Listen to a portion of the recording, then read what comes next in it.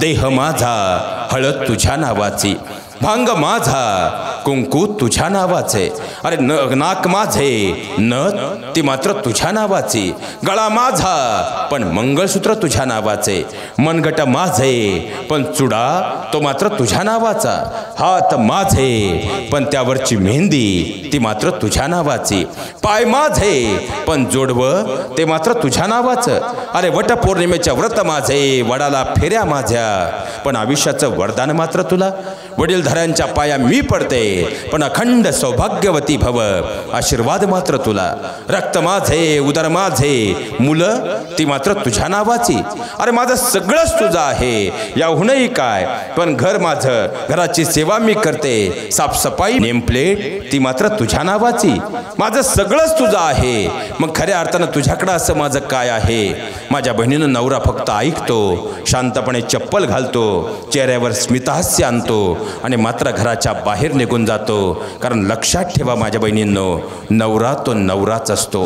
खऱ्या अर्थानं कपाळ तुमचे मान्य, खऱ्या अर्थानं भांग त्याचा, कुंकू त्याच्या नावाचं, अगदी खरं, पण तेच कुंकू तुमच्या भांगेत भरल्यानंतर उभं आयुष्य मात्र तो जगत असतो फक्त तुमच्या कल्याणासाठी, उभं आयुष्य कष्ट करतो ते फक्त तुमच्यासाठी, पण कधीच काही न बोलता शांत राहूनच जीवन जगतो, कारण माझ्या बहिणींनो, नवरा तो नवराच असतो.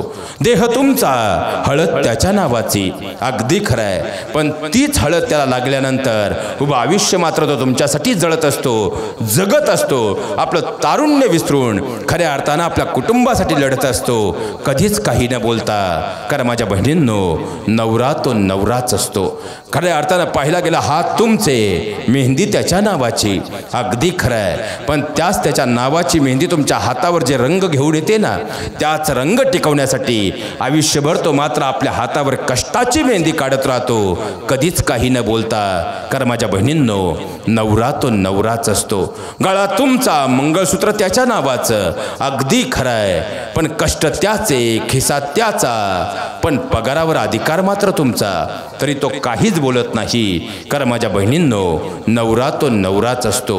वटपौर्णिमेच्या व्रत तुमचे, उपवास तुमचा, वडाला फेऱ्याही तुमच्या, आयुष्याचं वरदान मात्र त्याला, पण तुमच्या वडिलांनंतर खऱ्या अर्थानं तुमच्यावरती कोणतंही संकट येऊ नये म्हणून आयुष्य वटवृक्षाची मायेची छाया धरून आयुष्यभर तुमच्यासाठी जगत राहतो, कधीच कोणती अपेक्षा न ठेवता, कधीच काही न बोलता, कारण माझ्या बहिणींनो, नवरा तो नवराच असतो. पण एकीकडे तुम्हाला राग आला, तुम्ही तो नवऱ्यावर काढून मोकळे होता, पण एकीकडे त्याची आई आणि दुसरीकडे त्याची बायको, यामध्ये आयुष्यभर पिचला जातो, तरी दोन्ही आघाड्यांवरती उभं राहताना दोन्हींचा समन्वय साधत पुढे जगत राहतो, कधीच कोणती अपेक्षा किंवा कोणतंही दुःख न सांगता, कारण माझ्या बहिणींनो, नवरा तो नवराच असतो. कारण बायको या शब्दाचा अर्थ आहे बा म्हणजे तुमच्या बाजूने उभी राहणारी, य म्हणजे येईल त्या परिस्थितीला सामोरी जाणारी, आणि को म्हणजे कोणासाठीच नाही, फक्त आणि फक्त आपल्या नवऱ्यासाठी जी जगते ती म्हणजे बायको. तर नवरा या शब्दाचा अर्थ आहे न म्हणजे नवऱ्या आधी मित्रत्वाच्या नात्यानं समजून घेणारा, व म्हणजे विश्वासाची मूर्तिमंत मूर्ती असणारा, आणि राम म्हणजे रामांसारखा एकनिष्ठ असणारा. असे नवरा बायको ज्या घरात असतात त्यांनी स्वर्गात जाण्याची गरज पडत नाही, कारण ते आपल्या संस्कारांच्या वलयामधून आपल्या घराचा स्वर्ग करत असतात. आणि जेव्हा खऱ्या अर्थानं त्या घराचा स्वर्ग होतो, त्या स्वर्गाच्या मांदिहाळीमध्ये देवी माता खऱ्या अर्थानं 10 दिवस नाही अहोरात्र वास करते, कारण घराचं खऱ्या अर्थानं मांगल्य हेही तुमच्या हातात आहे, आणि घराचं स्मशान हेही तुमच्या हातात आहे, कारण तुमच्याकडे असणारी शक्ती, या शक्तीचं परिमूळ म्हणजे सर्व शक्तिमान तुम्ही आदिशक्ती आहात. कारण खऱ्या अर्थानं जर पाहिलं गेलं, पुरातन काळापासूनचा अभ्यास करा, देवतांवरती सुद्धा जेव्हा जेव्हा संकट आली तेव्हा ते माँ दुर्गेला शरण गेलेत, माँ भगवतीला शरण गेलेत, कारण महिषासुराचा आतंक वाढला आणि पाहता पाहता इंद्रादी देवतांनी बंदिवान केल्या, त्यावेळे पृथ्वीवरतीही त्यांचा संहार वाढला, आणि शेवटी सर्व देवता खऱ्या अर्थानं माँ दुर्गा माँ भगवतीला शरण आल्या, आणि महिषासुर मर्दिनीनं खऱ्या अर्थानं अवतार कार्य घेऊन महिषासुराचा वध केला आणि देवतांना बंदिवानातून मुक्त केलं।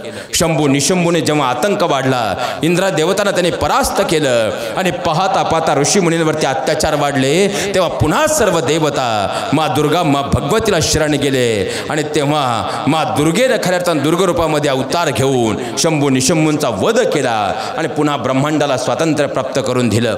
चंड मुंडांचा जेव्हा आतंक वाढला आणि आतंक वाढल्यानंतर त्यांनी देवतांना बंदिवान केलं, ब्रह्मांडावरती पुन्हा त्यांची सत्ता प्रस्थापित झाली, तेव्हा दुर्गा मातेच्या सर्व देवता शरण गेले आणि चामुंडा या अवतारामध्ये त्यांनी चंड मुंडांचा खऱ्या अर्थानं त्या ठिकाणी पाहिला गेलं तर त्यांचा वध केला आणि पुन्हा पृथ्वीला खऱ्या अर्थानं स्वातंत्र्याचा यज्ञकुंड दिला। पुरातन काळा खऱ्या अर्थानं साक्षीला आहे, जिथं जिथं संकट आली, ब्रह्मांडात आली, देवी माता समोर उभी ठाकली आणि घरात जेव्हा संकट येतात तेव्हा तुमच्या रूपाने घरातली माँ दुर्गा उभी राहते। हे सगळ्यात मोठं वास्तव आहे, कारण तुमचं पद हे सर्वोच्च स्थानावरती आहे। अरे माहेरच्या ऐश्वर्याचं वैभव घेऊन जी खऱ्या अर्थानं आपल्या घराचं माप ओलांडते ती ऐश्वर्य लक्ष्मी, आल्या गेलेल्यांचा मानपान ठेवत घर नेहमी भरलं ठेवते ती खऱ्या अर्थानं जर पाहिला गेलं तर ऐश्वर्य लक्ष्मी जर आमच्या घरामध्ये जी खऱ्या अर्थानं आमच्या घराचा पुढचा वंश वाढवण्यासाठी संतान आपल्या गर्भामध्ये ठेवून आपल्या घराचा कुळाचा वंश वाढवते ती संतान लक्ष्मी। कुटुंबावर कोणतंही संकट आलं त्या संकटाला पदर खोचून उभी राहते ती आमच्या घरातली खऱ्या अर्थानं गजलक्ष्मी, आपल्या लेकरांना घडवून त्यांना विजयाच्या मार्गावर आणते ती आपली विजया लक्ष्मी। घरातल्या एक एक रुपयाचं नियोजन करून खऱ्या अर्थानं कुटुंबाला पुढे नेते ती म्हणजे खरे पाहिला गेलं तर धनलक्ष्मी। आणि या सगळ्या रूपांना एकत्र करून आपल्या अंतकरणामध्ये रुजवून 24 तास आपल्या घरासाठी राबत राहते ती म्हणजे आपल्या घरातली ग्रहलक्ष्मी। आणि खऱ्या अर्थानं त्या ग्रहलक्ष्मी जेव्हा खऱ्या अर्थानं घरातलं हेच औदार्य आणि स्वतःच्या अंतकरणातला मोठेपणा समजून जगायला सुरुवात करेल त्या दिवशी खऱ्या अर्थानं घराच्या नरक यातना नाही तर घराचं स्वर्गात रूपांतर होईल। हे सगळ्यात मोठं वास्तव आहे, कारण ती देवी माता शोधण्यासाठी कोणत्याही मंदिरात जाण्याची गरज नाही। जिनं खऱ्या अर्थानं या मृत्यूलोकामध्ये पहिलं पाऊल ठेवायला तुम्हाला मला जागा दिली ती तुमच्या माझ्या घरातली आई म्हणजे माँ दुर्गेचंच रूप आहे। जिनं तुम्ही शाळेमध्ये असताना शाळा सुटल्यानंतर तुमचं बोट धरून तुम्हाला घरापर्यंत आणलं, हातात चॉकलेट असेल अर्ध तोडून पहिल्यांदा तुम्हाला दिलं, त्यानंतर स्वतः तिनं खाल्लं, ती तुमच्या माझ्या घरातली बहीण माँ दुर्गेचंच रूप आहे। जिनं शाळेत गेल्यानंतर खऱ्या अर्थानं हातामध्ये खडू धरून अ ब क ड शिकवलं ती शिक्षिका ही माँ दुर्गेचंच रूप आहे।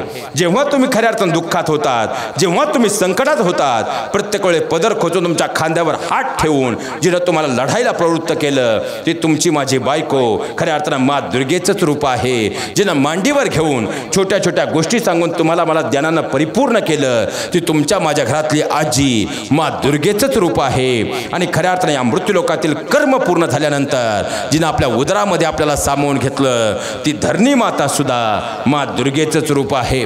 पण तेच रूप आज आम्हाला कळत नाही, ही सगळ्यात मोठी शोकांतिका आहे। आज खऱ्या अर्थानं तुम्हाला परमात्मा शोधायचा असेल कुठेही जाण्याचा गरज नाही।